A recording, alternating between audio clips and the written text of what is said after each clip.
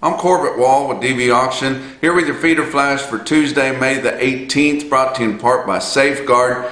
Safeguard is wondering if your dewormer is working.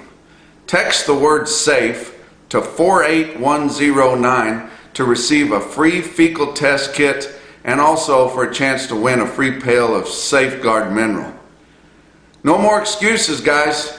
I'm here to bring you the results of the meeting of truce a week ago Monday, and so far they've done everything that they said they were going to do, and I don't want you guys to think that I'm giving you this information lightly. It's not tongue-in-cheek. I totally believe in the response that they come out with in this press release, and now we're just excited about moving forward with some things. So you know, I told you guys several times before, this meeting was put together and facilitated by Livestock Marketing Association. And you think, well, why would LMA want to get behind one of these? They're not per se a cattlemen's association.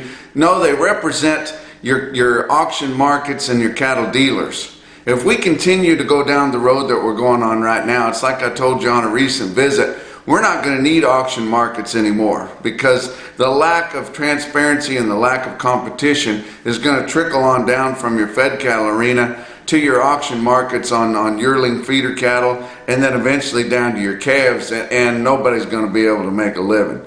But so it's pertinent that LMA gets involved in this, and I was tickled to death to see them do it, and it was their idea. Larry Schnell, their president there, got behind this and made it happen. Joe Goggins, a board member that's very influential up in the Billings area and has two big markets up there in Billings, and very active in your cattle marketing industry. He was very outspoken and participated in this meeting. We're pleased that he was there and able to do that, and tell you what, it was just a good deal. And besides the LMA, they had NCBA, indeed was there, but it wasn't staff, it was member leaders, elected member leaders, and that was key right there.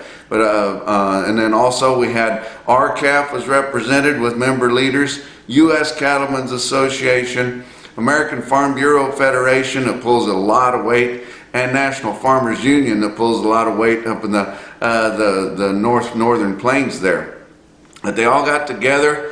And in this statement that they released, a joint statement on Monday, it said that the representatives were pleased to have reached consensus on many issues and are committed to the ultimate goal of achieving a fair and transparent fed cattle marketing system.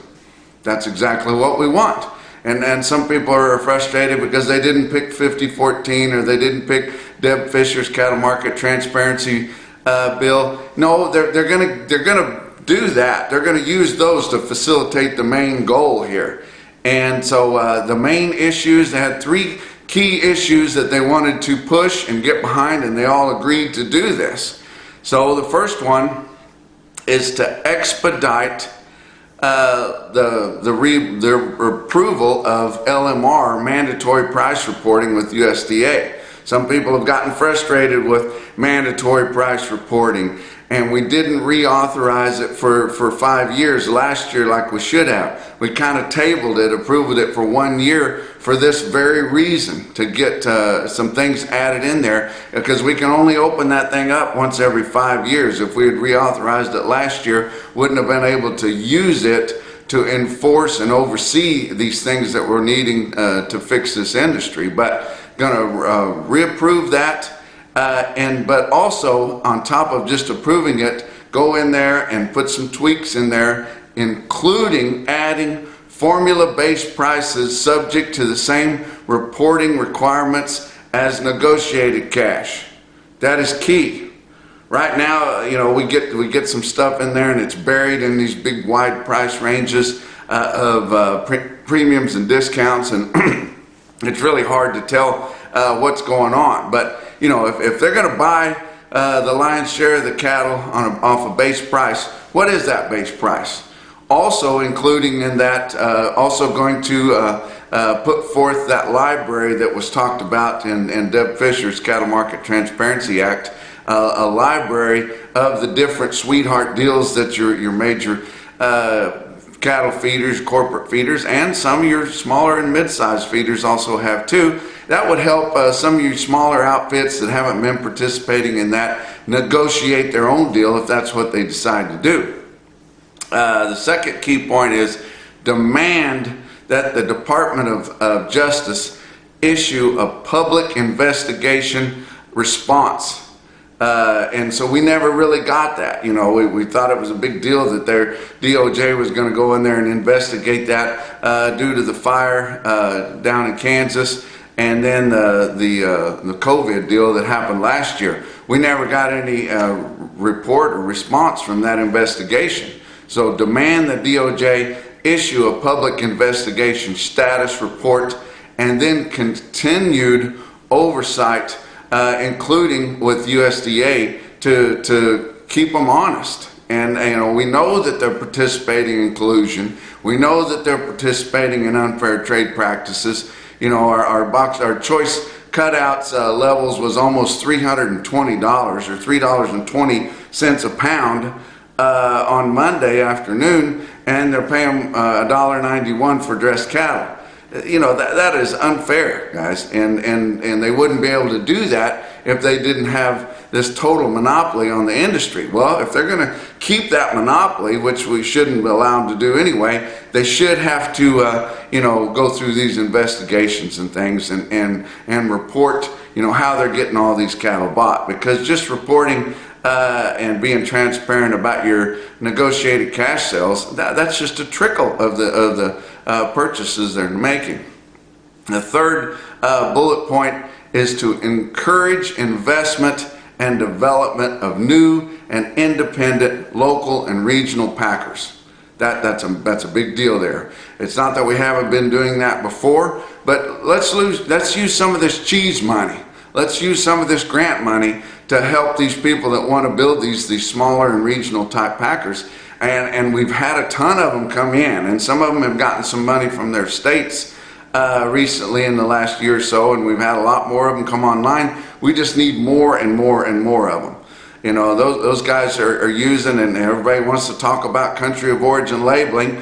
Country of origin labeling is not against the law. Your major packers just choose not to participate in it. But these smaller packers can damn sure do it, and these regional packers, if they elected to do so, they could also do it. They could put American flags all over their labels and guarantee that the product there was born, raised, slaughtered, and processed, you know, right in the United States. And then if people chose to pay more for that product, they could do it. Are we going to be able to force your big four packers to do it?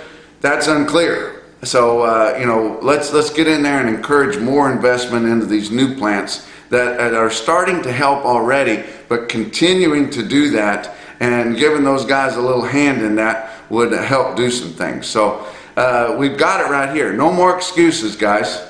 And you think, well, you know, I can't believe that some of those staff members, they were okay with this. Hey, they really didn't have any choice, right?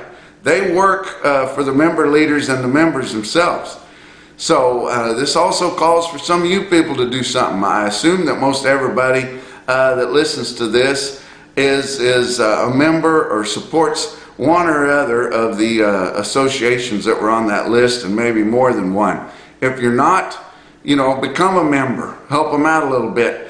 If you are a member, call them and tell them they did a good job. Tell them to stay after it, not to let up. Not sure what's going to have to happen here. We didn't really see these issues that they brought to the forefront affect anyone's policy or any association's policy. There was a little bit whether it was unclear whether it was going to affect the 75% of a robust market deal that NCBA has, but you know, all we had to do was hit 4 major triggers within one of the 4 quarters, or 2 of the 4 quarters, I should say. We already hit the major trigger in the first quarter. We've hit multiple smaller triggers in your second quarter. So if they want to wait till the end of the second quarter before they jump in with both feet, that's fine. We just need to make sure that they do it. We hit 2 more triggers last week, as Kansas didn't trade the amount of cattle that they were supposed to under that rule, and neither did Texas. So there's plenty of small triggers that's been hit, enough for a major trigger. So let's hold the feet to the fire and make sure that they stay in too. But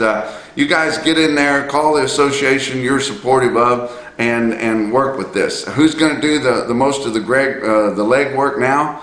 I assume it's probably going to be up to U.S. Cattlemen's Association, and a lot of you don't really know much about that association. All you've heard is it was a branch off of RCAF. Well, yes and no, but yes, you know, they don't use legal action to push things. They do things through relationships and a little bit of lobbying there at D.C. and pushing things, but they were behind all this from the very, very get-go. So I assume U.S. Cattlemen's Association, their leader, Jess Peterson, are going to have to run with the ball.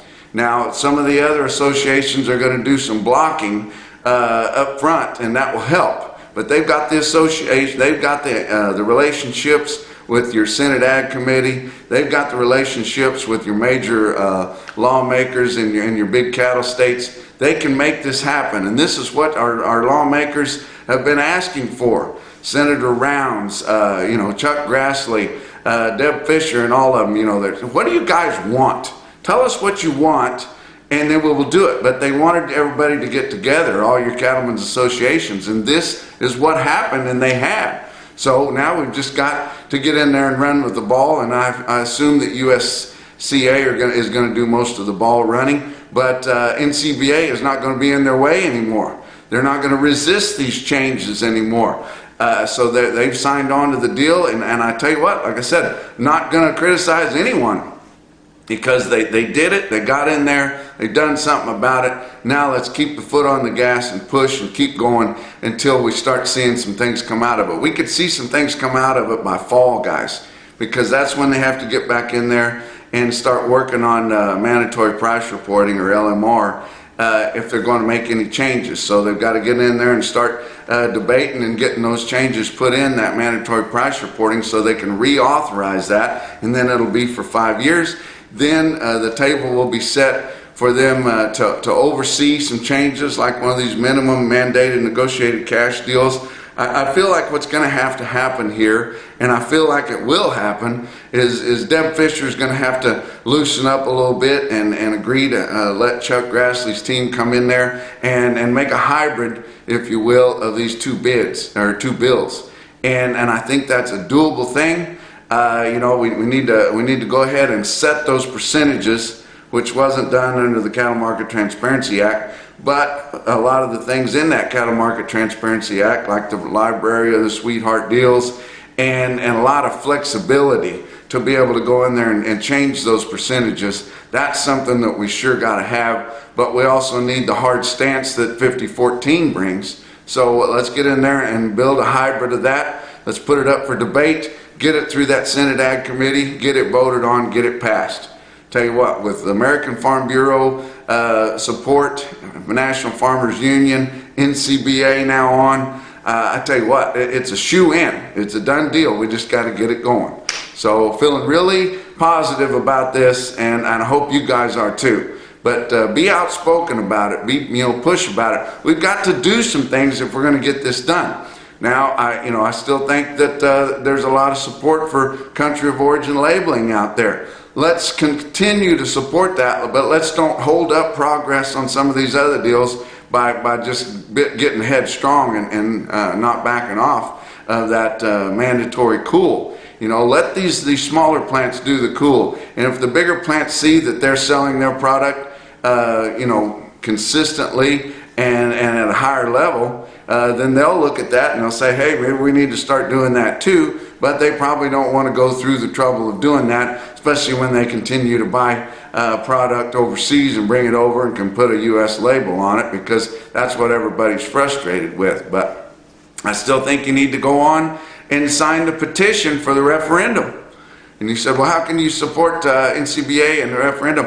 The referendum is it's something that we need. We need the engagement. We need to change some of these rules on how this money is spent, on how this money is collected. You know, I don't understand why the sale barns are burdened with collecting all this, and why your brand inspectors are burdened with it. And then places where there's no brand inspection, they trade cattle in the country and nobody's collecting it. You know, I've always said, collect it at the packing plant. Collect $10 a head. Whatever you want, let it trickle down. The USDA counts exactly how many cattle were killed every day in those plants. It'd be real easy for those inspectors to collect a check from them and send it in. And it would make things so much easier. You'd quit hammering some cattle 4, 5, 6, 8 times in their lifetime, and it would get all the cattle, and it would be fair and equal that way. But so those are some of the things that need to be changed on your referendum, or if we bring the referendum up and we kind of change up the checkoff deal.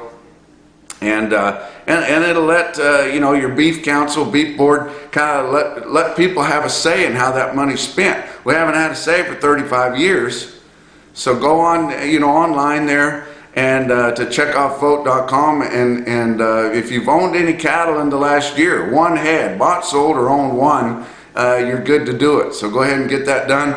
Let's have the referendum. It'll bring a lot of this other stuff up to the top, and it'll put it on the chopping block, and it'll just bring out more wide-spoken attention to what we're trying to get done here. Also, I saw on Monday, just a coincidence, I guess, your Iowa Cattlemen's Association. Now, they're part of NCBA, very outspoken, been a little bit rogue because they've been heavy supporters of a minimum mandated negotiated cash deal. They've got Chuck Grassley working for them. He works for his constituents, people. He's not like one of these people like Liz Cheney that just goes off and wants to push their own deals. You work for the people that voted you in. That's what you got. That's what you got to have, and that's what Chuck Grassley's always done. But Iowa Cattlemen's Association has sent a letter on Monday to Attorney General Merrick Garland and your Agriculture Secretary Tom Vilsack, telling them that they want concurrent investigations to look into market manipulation by Big Four packers. And that goes right along with the group that got together and did these other things. But eventually something's going to happen if we keep pushing. And now that we're all pushing in the same direction at the same time, I'm really encouraged that something's going to happen.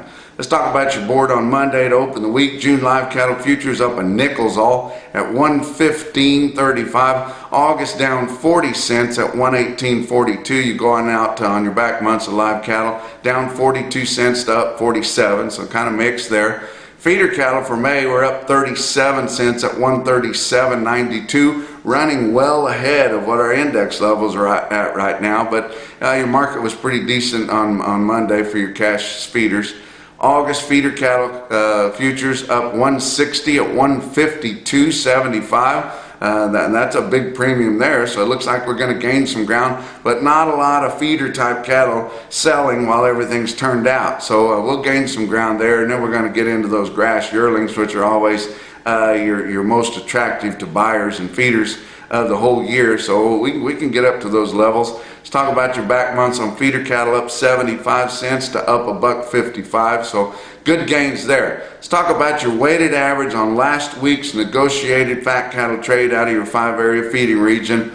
Only 59,400 head were sold on a negotiated cash basis. That compares to almost 75,000 the previous week and almost 86,000 the same week a year ago. So running behind, packers kind of need to get with it. They've brought the spotlight on themselves. And not that a lot of your big, especially corporate feeders, aren't as responsible as they are. They're the ones that got into these sweetheart deals that started this thing tumbling in this direction, 30 or 40 years ago. So they're as responsible too. But packers are not feeling any heat as of yet. They may start here pretty quick if they get the feeling that these cattlemen's organizations are going to get together and hold them accountable.